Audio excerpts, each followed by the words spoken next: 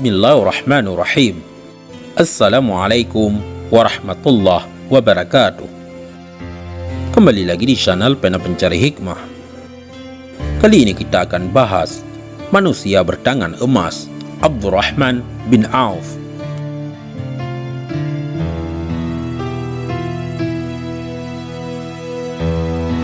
Jangan lupa sukai video ini, komen, dan berlangganan, serta bagikan video ini agar bermanfaat bagi semua.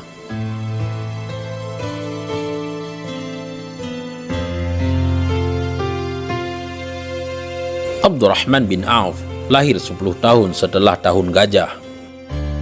Meninggal 652 pada umur 72 tahun. Beliau adalah salah seorang dari sahabat Nabi Muhammad SAW yang terkenal.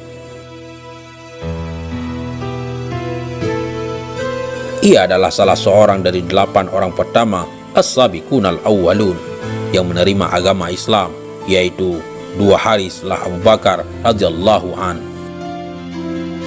Abdurrahman bin Auf berasal dari Bani Zuhrah. Salah seorang sahabat Nabi SAW lainnya, yaitu Sa'ad bin Abi Waqqas, adalah saudara sepupunya. Abdurrahman juga adalah suami dari saudara seibu Utsman bin Affan, yaitu anak perempuan dari Urwah bin Kariz, ibu Utsman, dengan suami keduanya. Kaum muslimin pada umumnya menganggap bahwa Abdurrahman adalah salah seorang dari 10 orang yang dijamin masuk surga. Beliau juga termasuk 6 orang sahabat yang bermusyawarah dalam pemilihan khalifah setelah Umar bin Khattab. Di samping itu, ia adalah seorang mufti yang dipercayai Rasulullah SAW berfatwa di Madinah selama beliau masih hidup. Seperti kaum muslim yang pertama-tama masuk Islam lainnya, Abdurrahman bin Auf tidak luput dari penyiksaan dan tekanan dari kaum kafir Quraisy. Namun ia tetap sabar dan tabah. Abdurrahman turut hijrah ke Habasyah bersama kawan-kawan seiman untuk menyelamatkan diri dan agama dari tekanan Quraisy. Tatkala Rasulullah SAW dan para sahabat diizinkan Allah Subhanahu wa Ta'ala hijrah ke Madinah, Abdurrahman menjadi pelopor kaum muslimin di kota yang dulu bernama Yathrib ini. Rasulullah SAW mempersaudarakan orang-orang Muhajirin dan Ansar. Abdurrahman bin Auf dipersaudarakan dengan Sa'ad bin Rabi al-Ansari. Sa'ad termasuk orang kaya di antara penduduk Madinah. Ia berniat membantu saudaranya dengan sepenuh hati. Namun Abdurrahman menolak. Ia hanya berkata, "Tunjukkanlah padaku di mana letak pasar di kota ini." Sa'ad kemudian menunjukkan padanya di mana letak pasar. Maka mulailah Abdurrahman berniaga di sana. Belum lama menjalankan bisnisnya, ia berhasil mengumpulkan uang yang cukup untuk mahar nikah. Ia pun mendatangi Rasulullah SAW seraya berkata, "Saya ingin menikah ya Rasulullah."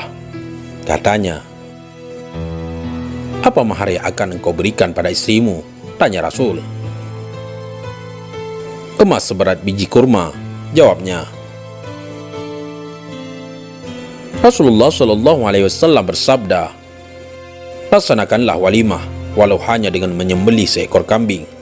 Semoga Allah memberkati pernikahanmu dan hartamu."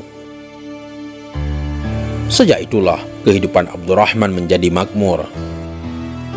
Seandainya ia mendapat sebongkah batu, maka di bawahnya terdapat emas dan perak. Begitu besar berkah yang diberikan Allah Subhanahu wa Ta'ala kepadanya, sampai ia dijuluki sahabat bertangan emas.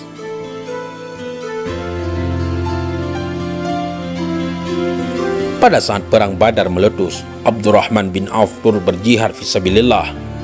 Dalam perang itu ia berhasil menewaskan musuh-musuh Allah, di antaranya Umar bin Utsman bin Ka'ab At-Taimi. Begitu juga dalam perang Uhud. Dia tetap bertahan di samping Rasulullah ketika tentara muslim banyak meninggalkan medan perang. Abdurrahman bin Auf adalah sahabat yang dikenal paling kaya dan dermawan. Ia tak segan-segan mengeluarkan hartanya untuk jihad di jalan Allah. Pada waktu perang Tabuk, Rasulullah Shallallahu Alaihi Wasallam memerintahkan kaum muslimin untuk mengorbankan harta benda mereka. Dengan patuh, Abdurrahman bin Auf memenuhi seruan Nabi Shallallahu Alaihi Wasallam. Ia memelopori dengan menyerahkan 200 uqiyah emas. Mengetahui hal tersebut, Umar bin Khattab berbisik kepada Rasulullah Shallallahu Alaihi Wasallam, sepertinya Abdurrahman berdosa karena tidak meninggalkan uang belanja sedikit pun untuk keluarganya. Rasulullah Shallallahu Alaihi Wasallam bertanya kepada Abdurrahman, apakah kau meninggalkan uang belanja untuk istrimu? Iya, jawabnya. Mereka kutinggalkan lebih banyak dan lebih baik daripada yang kusumbangkan. Berapa, tanya Rasulullah? Sebanyak rezeki, kebaikan, dan pahala yang dijanjikan Allah.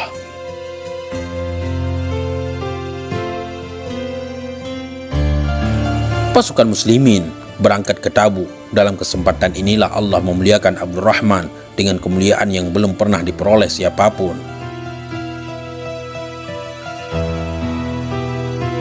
Ketika waktu sholat tiba, Rasulullah Shallallahu Alaihi Wasallam terlambat datang.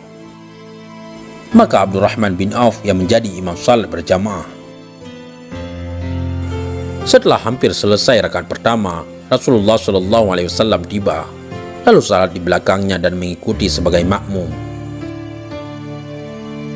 Sungguh tidak ada yang lebih mulia dan utama daripada menjadi imam bagi pemimpin umat dan pemimpin para nabi, yaitu Nabi Muhammad Shallallahu Alaihi Wasallam.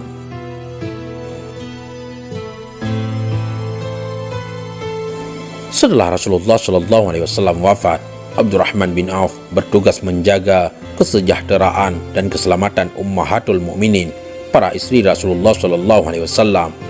Dia bertanggung jawab memenuhi segala kebutuhan mereka dan mengadakan pengawalan bagi ibu-ibu mulia itu bila mereka berpergian. Suatu ketika, Abdurrahman bin Auf membeli sebidang tanah dan membagi-bagikannya kepada Bani Zuhrah dan kepada ummahatul mukminin. Ketika jatah Aisyah radhiyallahu anha disampaikan kepadanya, ia bertanya, "Siapa yang menghadiahkan tanah ini buatku?" "Abdurrahman bin Auf," jawab si petugas. Aisyah berkata, "Rasulullah pernah bersabda, tidak ada orang yang kasihan kepada kalian sepeninggalanku, kecuali orang-orang yang sabar." Begitulah doa Rasulullah SAW bagi Abdurrahman bin Auf terkabulkan. Allah Subhanahu wa Ta'ala senantiasa melimpahkan berkahnya sehingga ia menjadi orang terkaya di antara para sahabat. Bisnisnya terus berkembang maju. Semakin banyak keuntungan yang ia peroleh, semakin besar pula kedermawanannya. Hartanya dinafkahkan di jalan Allah, baik secara sembunyi-sembunyi maupun terang-terangan. Walau termasuk konglomerat terbesar pada masanya, namun itu tidak mempengaruhi jiwanya yang dipenuhi iman dan takwa.